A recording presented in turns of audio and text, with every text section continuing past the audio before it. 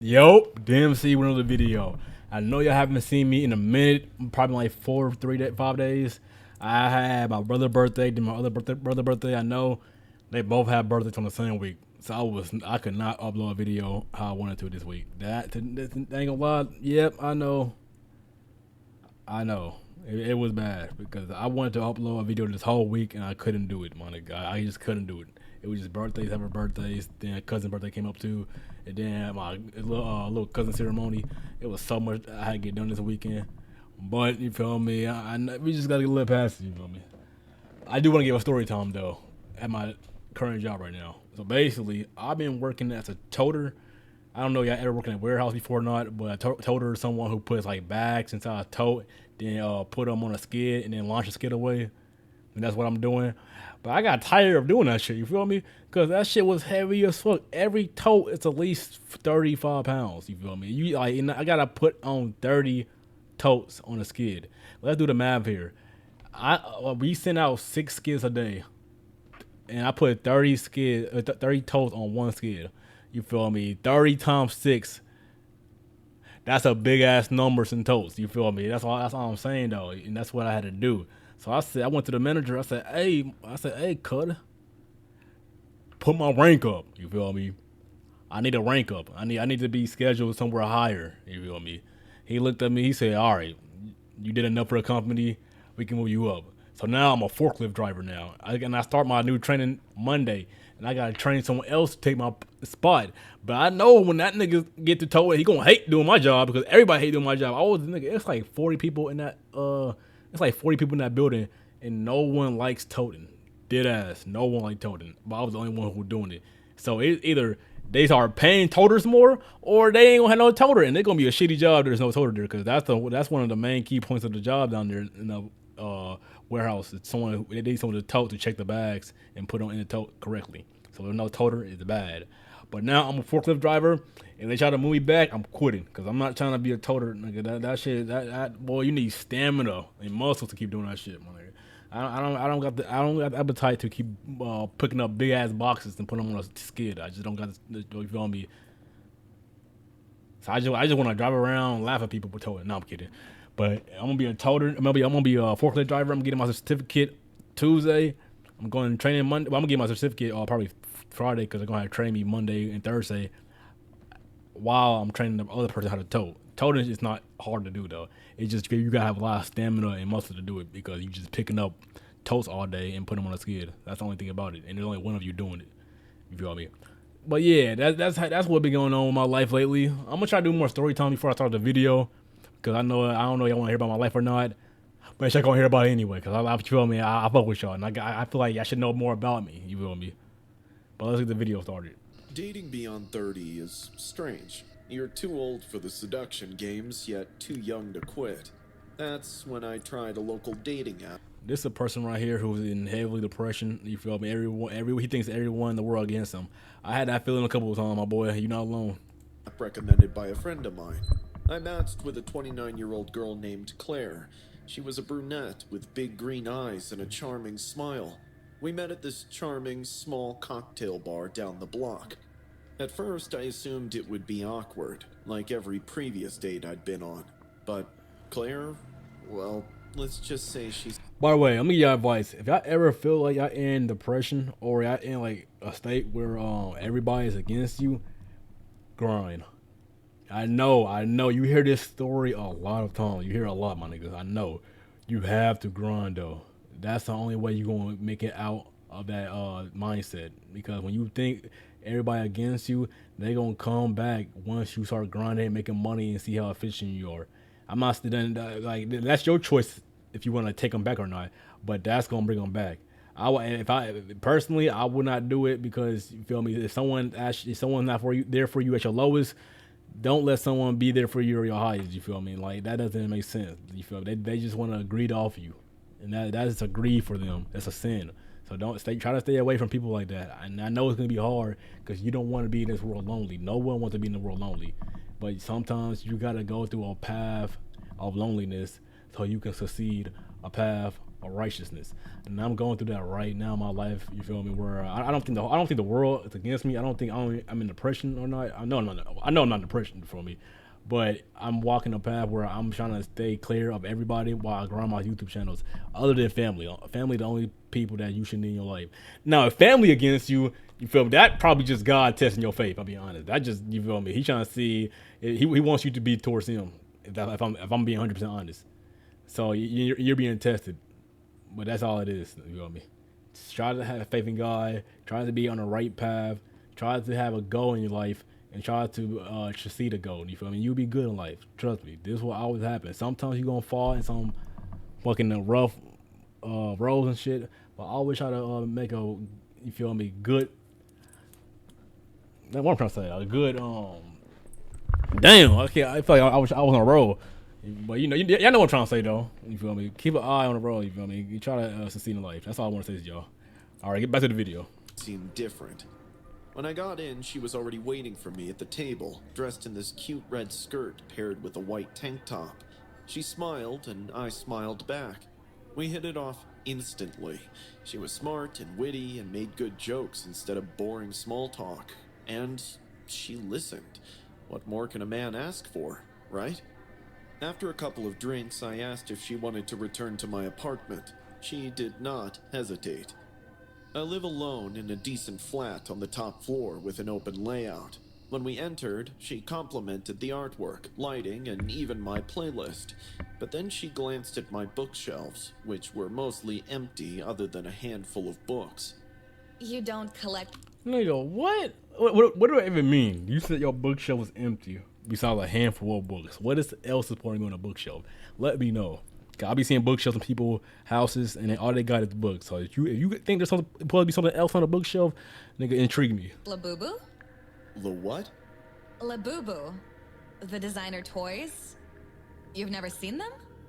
She got out her phone and showed me her wallpaper. It was of a wide-eyed, sharp-toothed That is small terrifying. creature that resembled a hybrid between a rabbit and a goblin.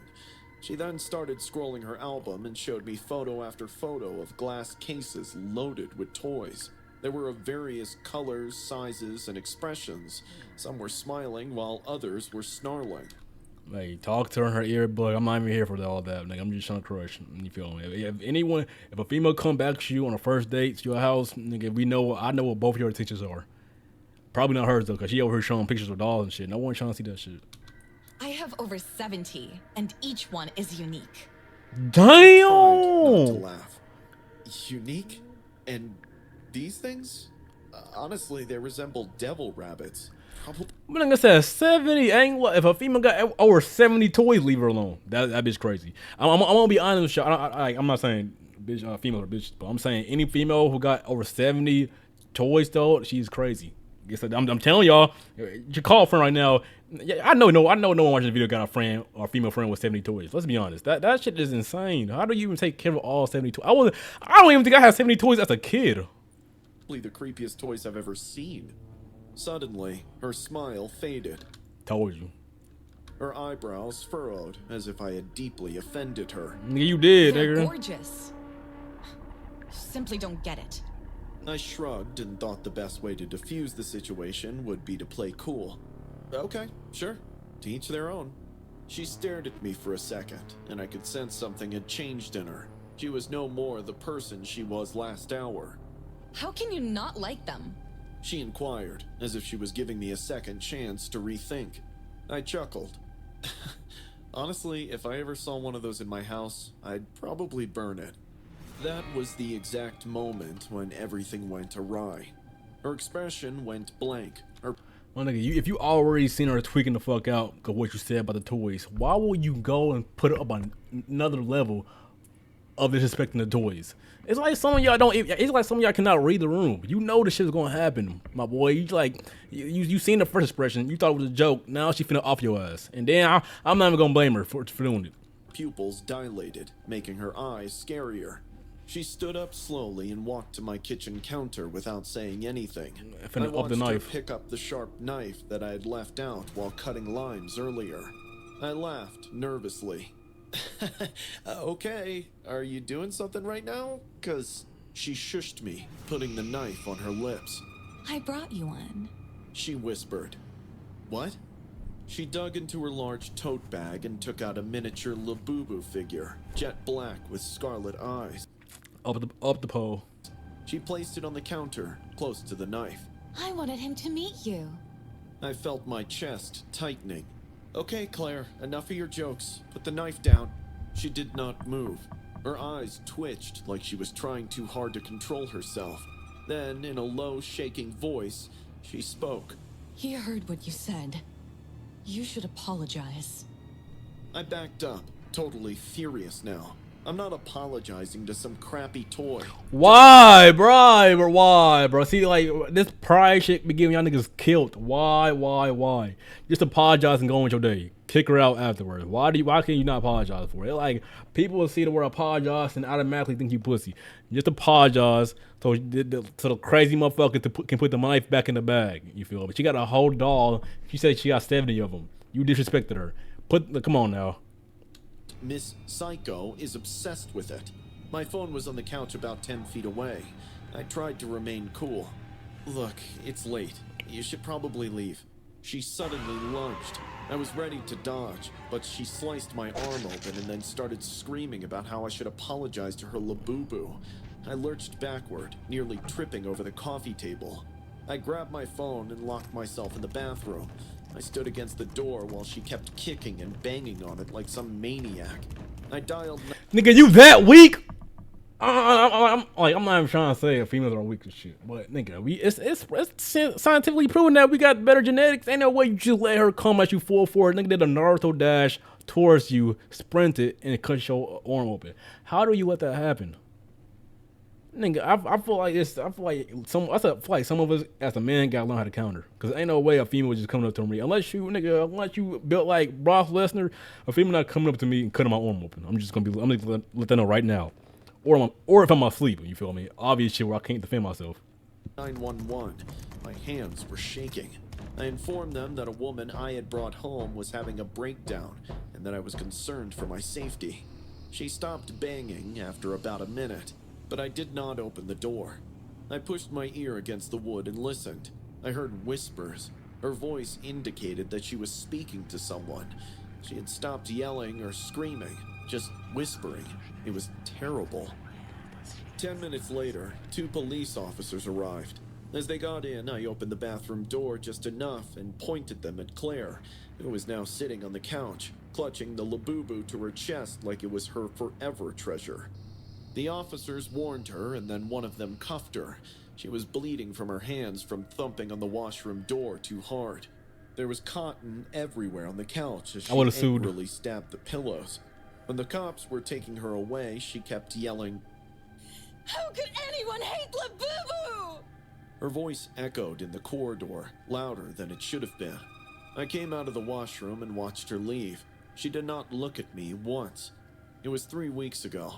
The cops later informed me that Claire had no criminal record. She is clean, but she was a member of online forums with obsessive fan clubs that treated these toys like living entities. They believed she needed psychiatric evaluation. Claire said, in her defense, that the Lububu line became her new purpose. They told me I could press charges against her, but I didn't. I knew they would send her to some mental institution anyway, so what's the point in making things harder for her? After all, she is sick, because any obsession that erases your sense of reasoning is a medical problem. Charges would have been pressed immediately. I'm not gonna cap to you. I haven't heard from her since. I just hope she gets all the help she needs. And to all the Lububu fans out there, you guys better stay away from me. This happened last Saturday. I had just finished my first 2 weeks of college, and my roommate Liv was determined to drag me to my first frat party. I didn't want to go. I barely knew anyone on campus, and the idea of being surrounded by drunk strangers didn't exactly thrill me. But Liv had a way of convincing people. By 9:00 p.m., I was standing outside the Alpha Beta frat house, wearing one of her tops, trying not to look completely out of place. The party was loud and chaotic and smelled like spilled. Nigga in a party with a whole bunch of jokers. What the fuck y'all? Why they got white makeup on and red lipstick? What the fuck is this? Beer and sweat. Music blasted from massive speakers in the backyard. People were dancing, laughing, and playing beer pong. I stood near the edge of the crowd, clutching a warm solo cup of jungle juice, pretending to text someone, when I saw this guy sitting alone from the crowd. He was dressed in a green hoodie with hands in his lap and dangling his feet in the pool. While everyone else was trying to show off or hook up, he just sat there, watching. I don't know what compelled me to walk over. Maybe it was boredom. Maybe it was curiosity. Mind if I sit here? He nodded. Sure. He said his name was Mason. He was an art major and said he didn't really like parties, but came for the energy. There was something about him, calm yet uncomfortable. We talked about movies, tattoos, and the absurdity of frat life. He wasn't like the other guys here, so I let my guard down. And that was a huge mistake. Midway through our conversation, he rolled up the sleeve of his hoodie. Check this out, he said. It was a tattoo on his forearm, a creature, big round eyes, sharp teeth, tiny ears. It looked like a demonic rabbit, cartoonish but disturbing. Do not disrespect it. This is Lububu, he said, touching the ink gently. I collect them, every version. We're kind of like soulmates. I tried laughing, thinking he was joking, but soon realized he was being dead serious. Oh, aren't those like creepy kid toys? Why, bro? I ain't gonna like why? Why can't as a human being we cannot just say that's nice? You feel me? We can't just come. Okay, let's say something nice about it. You do not gotta feel me lower someone because you don't fuck with the things they fuck with. Shit like this is why you end up getting killed, and I'm not gonna feel bad for you. You feel me? He still didn't laugh. They're misunderstood. People make fun of them just to act cool. I gave an awkward chuckle and stood up. Anyway, I should find Liv. His eyes followed me as I walked away, but he didn't say anything. By midnight, the party was dying down. Liv had disappeared with some guy, and I didn't feel like waiting around. My dorm was only a 10-minute walk, and I figured I'd be fine. I put in one earbud and started heading back. Tripping. It was a quiet night, empty sidewalks, soft breeze, no traffic. I remember thinking how peaceful it was. In that moment, I told myself that college might turn out to be fun. But all of a sudden, I began feeling nervous. I stopped the music and heard footsteps. Someone was walking behind me. At first, I didn't think much of it. Probably just another student heading home. But the steps didn't fade. Instead, they matched mine. When I slowed, they slowed. When I stopped, they stopped as well. I turned around. Under a streetlight, maybe 20 feet back, stood Mason. He was wearing the same hoodie. His arms were stiff at his sides. His head was slightly tilted. I blinked. Mason? He didn't speak a word, just smiled. Something about his smile made me fear for my life. He then jerked his left shoulder twice and started chanting something. It took me a moment to hear exactly what he was saying. I listened carefully and heard him saying, "Lububu." He spoke like a toddler who just learned to talk. "Lububu." My stomach dropped. What do you want? I screamed while stepping back in caution. His footsteps picked up behind me. "You made Lububu sad," he called out. I didn't waste a second more. I turned and started sprinting. I could hear him chasing me. I'm not gonna lie, that is a terrifying chase. If a nigga look at you, like if he chasing you like this, his face look dead calm. If he chase you and he calm as shit with an expression like this, you finna be caught. Ain't no way you getting away from that. He's not even trying to catch you for real. He's like, oh hell no. The steps weren't even footsteps anymore. They were loud, heavy thuds, like someone running unevenly or low to the ground. He was screaming that I offended him by insulting his soulmate. My dorm was a block away. I ran across the lawn, fumbling with my keycard. I slammed on the door and swiped my keycard. At the first try, the reader flashed red. Mason was inches away. With shaking hands, I swiped again, and finally, it turned green. I yanked the door open and slammed it behind me, locking it just as his footsteps reached the pavement. He was standing right outside. I could see him through the glass on the door. His breathing was heavy and ragged. His face was blank, but his eyes looked evil. He leaned close to the door and whispered, "You made Lububu sad. You shouldn't have." I backed away, heart thudding. I grabbed my phone and called campus security. They arrived 10 minutes later, but Mason had left by then. I complained to the authority who checked on him, but that freak lied to their face, saying he never even met me. Since there was no evidence, no actions were taken against him. I thought maybe that would be the end of it. The next day at around 3 a.m. in the morning, I heard something slide across the floor. I sat up. There was an envelope on the ground. Someone had pushed it under my door. There was a photo of me in it, taken earlier that night, sitting by the pool next to Mason. In the bottom corner, written in red ink, were the words, "Lububu remembers." My hands started shaking. I threw the picture away and double-checked the lock again. I barely slept.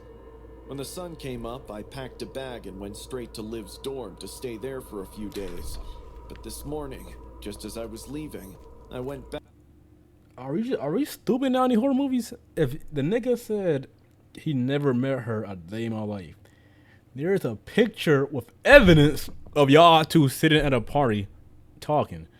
Wouldn't the smart thing be to give the envelope to the officer? But these things are, nah, I ain't gonna lie, anime horror story gotta be the dumbest shit ever. Y'all niggas are full of IQs of the lowest. I don't give a fuck what y'all say.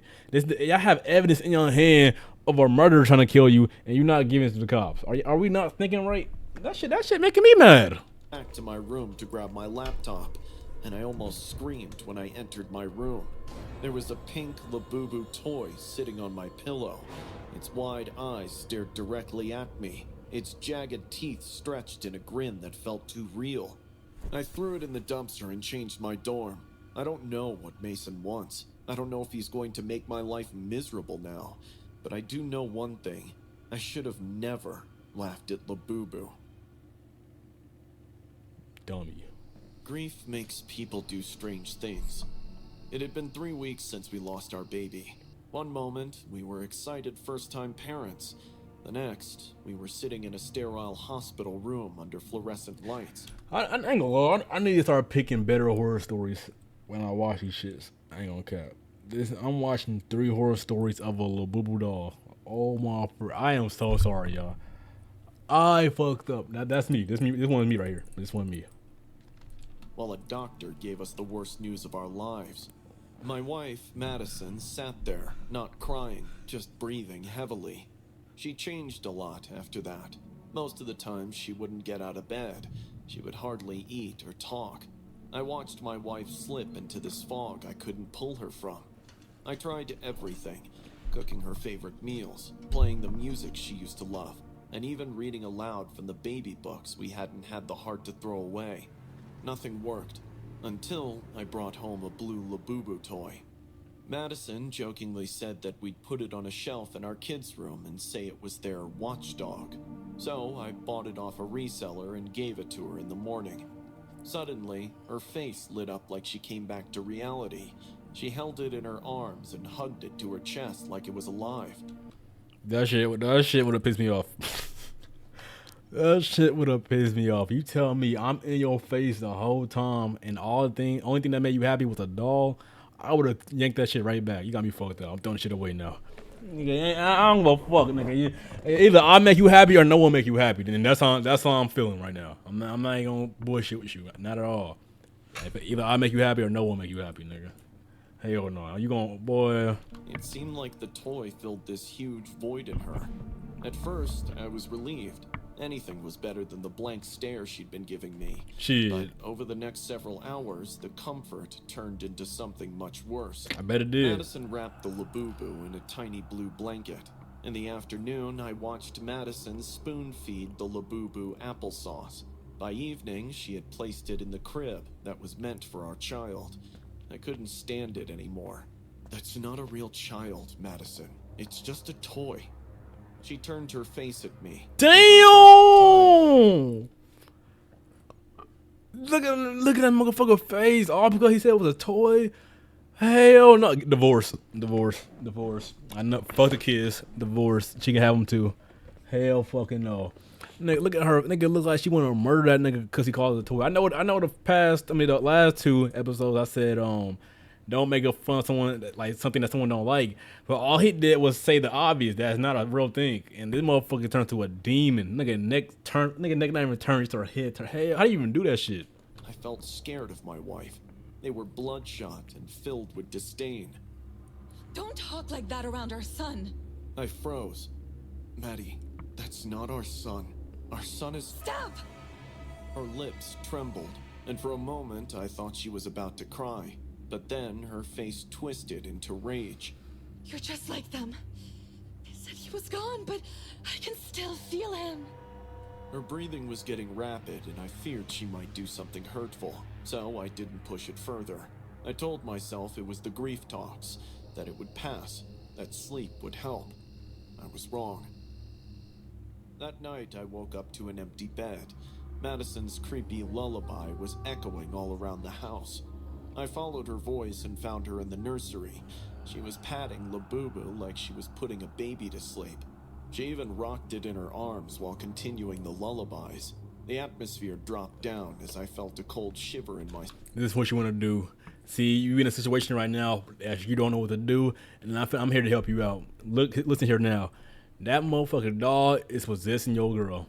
I'm just gonna keep it a buck with you. You lost her forever. It's not. Don't even call no priest. Don't call nobody. She's gone, my nigga. Next thing you want to do, nigga, you gotta free her soul. Get the biggest knife in your kitchen and just tomahawk that motherfucker. Look, listen. I know it seemed bad. But think about your wife. She's already gone, my nigga. She want her soul to rest. That motherfucking dog got her soul in a chokehold. She gone forever. Just in her suffering, my boy. You feel me? You want the best for her, right? Off that motherfucker. Cause if she get away and kills you, she coming for someone else. Next thing you know, she's a Avenger level threat with Lububu dolls in her chimney, basement, nigga, backyard, everywhere. Don't let this linger on. End the situation right now. Spine. The next day, things got out of hand. I could hear Madison talking to the Lububu in a hushed tone, like she didn't want me to hear her. You don't have to cry. Daddy will hold you soon. Daddy won't hold you. Promise. No, me. Daddy. Daddy to some... I mean, nigga, daddy. You feel me? We both on the same page, cause I ain't holding that little motherfucking dog. You gonna fight me? Creepy ass toy. I tried to stop the madness. I tried to take it away from her.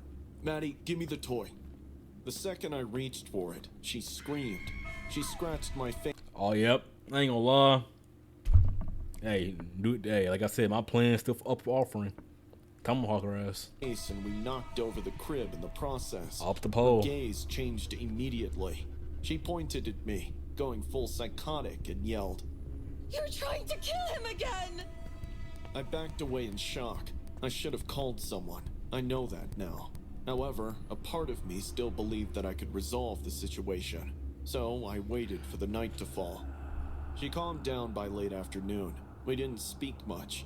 She sat in the rocking chair with the toy wrapped in the baby blanket, humming something under her breath. By 10 p.m., I was exhausted. I lay down and eventually drifted off. When I opened my eyes again, I couldn't move.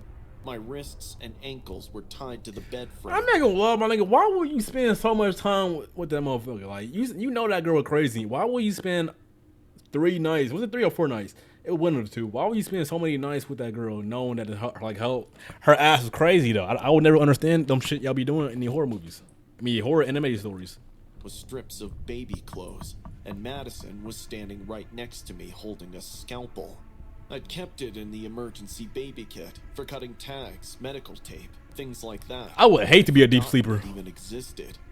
She leaned down and placed the Lububu on my chest. It sat there, tiny and motionless, staring up at me with those wide red eyes and razor teeth. What kind of dad are you? Your son has been crying for you all night. Madison, please! Her hands trembled as she raised the scalpel. I'll untie you. If if you kiss him? I saw one small window of opportunity and took it. I agreed. Madison smiled big once I said yes to her madness.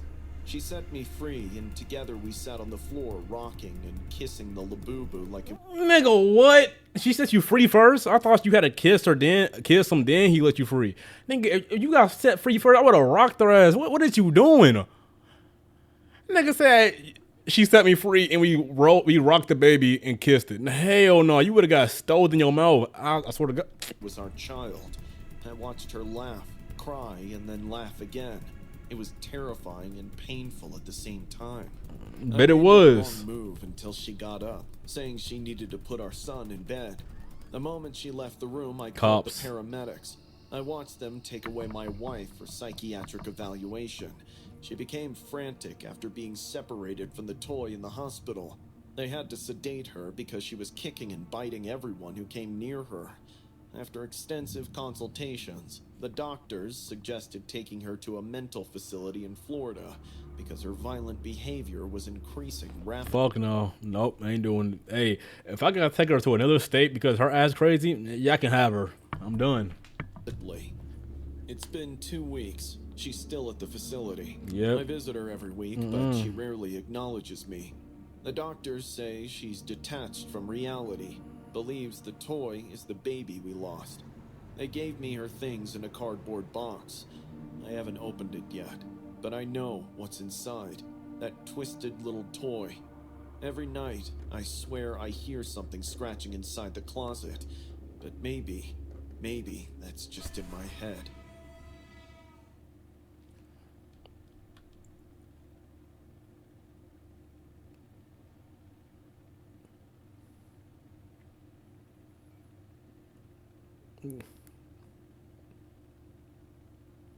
All this over a little boo-boo doll. Niggas almost lost their lives over, and then you got the nerve to put true. I'm not, nigga. I ain't gonna lie. I'm not believing this shit. Nigga, I ain't gonna lie. Whoever writing these stories, I need the person who sent you these hoes. I need y'all to like make a video of y'all telling y'all story yourself. Ain't no way this shit is true. I'm not believing it. I'm not believing it whatsoever. This cannot be true. You're not just out here living life. Then you getting hunted by a Lububu doll. Hell, I'm not. Nigga, what? I'm not be fucked up. I'm not believing that shit. Then again, in the horror movies, niggas did not believe Chucky was real. And that nigga was off there killing niggas. That did happen. But like I said, this is a horror movie, nigga. This ain't real. If we would have found out by now that there was little boo-boo dolls, fucking haunted niggas and shit, hell no. They would be on the news. But hey, if y'all fuck with the video, make sure to like, subscribe. I promise y'all, I will never do that again.